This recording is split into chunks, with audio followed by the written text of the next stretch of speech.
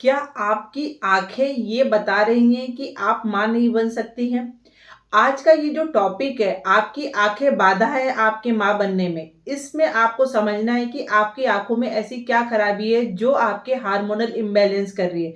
ये टॉपिक बहुत ज़्यादा इम्पोर्टेंट और यूनिक है। आपको सुन के लग रहा होगा कि मैडम क्या बताने वाली है? जी हाँ, आपकी आँखें बता रही हैं कि हार्मोनल इम्बैलेंस कितना ज़्यादा हो चुका है। नमस्कार, मैं डॉक्टर ज्योति आयुर्वेदा चैनल पे आपका स्वागत करती हूँ। इस चैनल पे हम मेल और फीमेल इनफर्टिलिटी की बातें करते हैं। आयुर्वेदिक तरीके, घरेलू उपाय, योगा, दिनचर्या ऐसी चीज़ें बताते हैं जो आपको लेके जाती हैं मातृत्व की ओर। तो इस चैनल को सब्सक्राइब करिए, वीडियो अच्छा लगे तो लाइक एंड शेयर ज़रूर करिए। मैं बात कर रही हूँ ये आपकी आँखों की। आपकी आँखें जो कहीं पफ़ी आइज़ तो नहीं है, मतलब आँखें आपकी सूजी हुई तो नहीं है। इसको आप किस तरह से समझेंगे कि ये क्या-क्या करती हैं, ये किस कारणों से सूजी हुई होती है, ये क्या आपके ओव्यूलेशन को अफ़ेक्ट कर रही हैं, क्या आपके इम्प्लांटेशन को रोक रही हैं।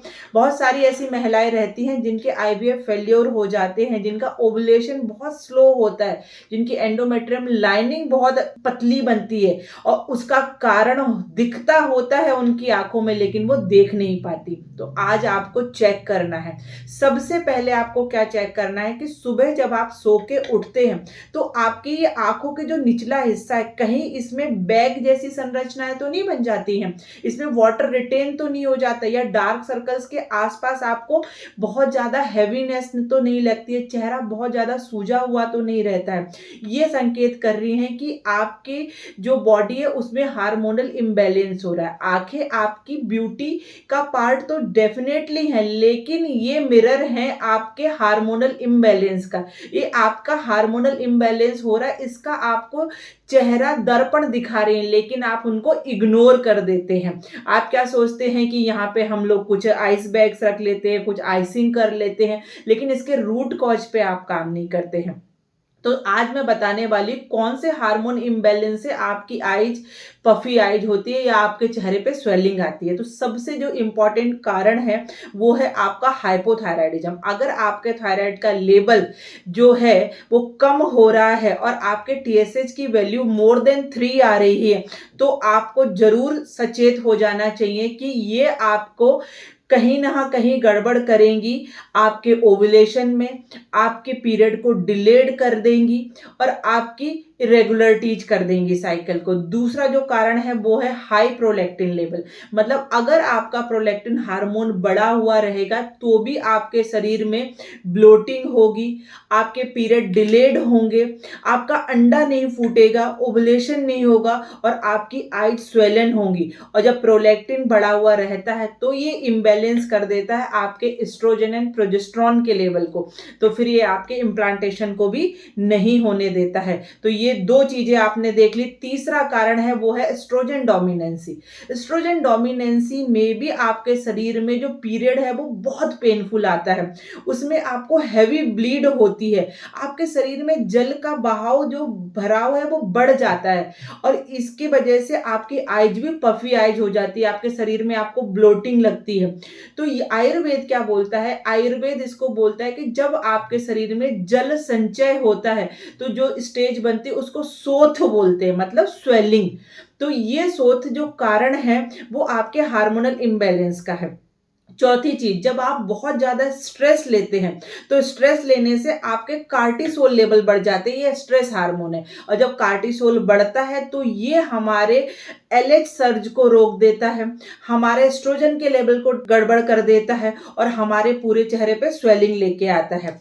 उसके बाद पाँचवीं चीज़ जो बहुत कॉमन है लेकिन हम उसे समझ नहीं पाते, वो है लो हीमोग्लोबिन या आयरन की डिफिशियंसी होना। जब आयरन की डिफिशियंसी आपके शरीर में होती है तो सेल लेवल पे ऑक्सीजन कम जाती है, टिश्यू लेवल पे ऑक्सीजन कम जाती है और वो वाटर रिटेंशन की फॉर्म में, स्वेलिंग के फॉर्म में आपको निकल के दिखता है। तो ये सारी स्वेलिंग्स, पफी आईज, आपकी आंखें, आपका चेहरा इंडिकेट कर रहे हैं कि आपको हार्मोनल इम्बैलेंस हो रहा है। इसके लिए ब्यूटी टिप्स नहीं चाहिए, इसके लिए संयुक्त चिकित्सा चाहिए।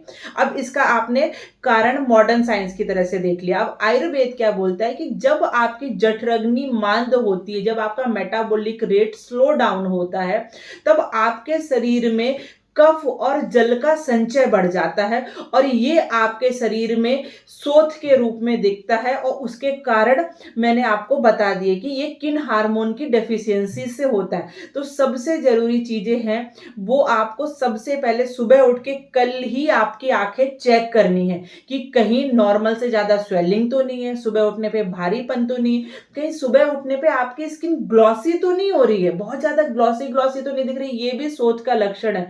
तो सबसे पहले आप अपनी एक सुबह उठ के एक वीडियो बनाइए आपके फेस का और उसमें अगर आपको कोई ऐसे सिम्टम मिलते हैं तो ज़रूर मुझे कमेंट करके बताइए कि उसका कारण हमें ढूँढना है, हमें ये सारे हार्मोन चेक करने हैं कि भाई इनमें तो इम्बैलेंस नहीं हो रहा है। और सबसे ज़रूरी चीज़ अब इसमें आपको करना क्या है, उपाय क्या है यहाँ पे? तो उपाय यहाँ पे है आयुर्वेद में शोथनाशक ऐसी बहुत सारी दवाइयाँ बताई गई जो आपके शरीर की स्वेलिंग को कम करेंगी। उसमें सबसे ज़्यादा ज़रूरी जो रोल प्ले करता है वो है दसमूला रिस्ट। दसमूला रिस्ट में 10 ऐसी औषधियाँ हैं जो आपके शरीर से एक्सेसिव वाटर को खींचकर कहीं की भी स्वेलिंग को कम करेंगी। ये दवाइयाँ डायूरेटिक नहीं है। अधिकतर क्या होता है आपको कहीं स्वेलिंग आती है, जब मॉडर्न साइंस में आप जाते हैं तो आपको डायूरेटिक्स देके पानी निकाल दिया जाता है, लेकिन वो कमजोरी भी करता है, आपको डिहाइड्रेट करता है। लेकिन ये जो चीज जो मैं आपको दसमूला रिस्ट दे रही हूँ, ये आपकी जठराग्नि को अच्छा करेगी, आपके मेटाबॉलिक रेट को बढ़ाएगा और आपके वात को कम करके स्वेलिंग कम करेगा। तो दसमूला रिस्ट खाने के बाद 20-20 ml आपको लेना है। और सबसे जरूरी चीज है यहाँ पे आपको आपका हीमोग्लोबिन लेवल अच्छा रहेगा, उसके लिए आपको पुनर्नवा मंडूर लेना है जो स्वेलिंग भी कम करेगा और हीमोग्लोबिन को भी अच्छा करेगा। तो वो 2-2 टैबलेट सुबह शाम आपको खाने के बाद लेनी है। सबसे जरूरी चीज, तीसरी चीज जो आपको करनी है वो यहाँ पे आपको मुख अभ्यंग मतलब फेस की अच्छे से आपको मसाज करनी है ताकि वो आपके जो लिम्फेटिक सिस्टम है उसको ड्रेन आउट कर सके, आपकी जो ग्लैंड्स हैं, जो आपकी लिम्फ नोड्स हैं, उनसे वो सारा ड्रेनेज निकाल सके और आपके ब्लड सर्कुलेशन को इन्हेंस कर सके। तो आपको क्या करना है, कोई भी ऑयल, तिल का तेल, एस्टी तेल, जो भी तेल आपके पास उपलब्ध है उसको कुनकुना करिए और अच्छे से आपको मुख अभ्यंग करनी है। तो ये सारी चीजें आपको फॉलो करनी है। और जिस किसी को भी पफीनेस हो रही है या पीरियड डिलेड हो रहा है या एंडोमेट्रियम कम बन रही है या आपके एंडोमेट्रियम 6 mm से ऊपर बढ़ ही नहीं रही है, क्योंकि वो दिखाता है कि एस्ट्रोजन आपका डोमिनेंसी हो रही है। उसके साथ साथ अगर आपको लगता है कि भाई इम्प्लांटेशन हुआ लेकिन पीरियड आ गया, इम्प्लांटेशन फेल्योर हो रहा है, तो इसके लिए आपको डॉक्टर की सलाह जरूर लेना चाहिए। अगर आप मेरे से ऑनलाइन कंसल्टेशन चाह रहे हैं तो स्क्रीन पे जो नंबर दिख रहा है उस पर आपको आपकी रिपोर्ट सेंड करनी है। ये कंसल्टेशन पेड रहेगा। और अगर आपको कोई ऐसे सिम्टम हो रहे हैं तो कमेंट में जरूर मुझे बताइए। और उसके बाद सबसे जरूरी चीज है जो है आपको यहाँ पे क्या नहीं करना चाहिए। क्या नहीं करना है तो सबसे जरूरी है आपको आपके खाने में सॉल्ट का इंटेक कम करना है, क्योंकि सॉल्ट भी वाटर रिटेंशन करेगा। शाम को 6 बजे के बाद सॉल्ट बिल्कुल भी नहीं लेना है। पानी पूरे दिन कुनकुना पीना है, पेट अच्छा साफ होना चाहिए आपका। और उसके साथ साथ जो चीज़ें गरिष्ठ भोजन रहता है, जो हैवी टू डाइजेस्ट है, वो भोजन आपको नहीं लेना है। ठंडी चीज़ों का सेवन आपको नहीं करना है। जब ये सारी चीज़ें करेंगे फिर आपकी आंखें दर्पण बनेंगी आपकी फर्टिलिटी का।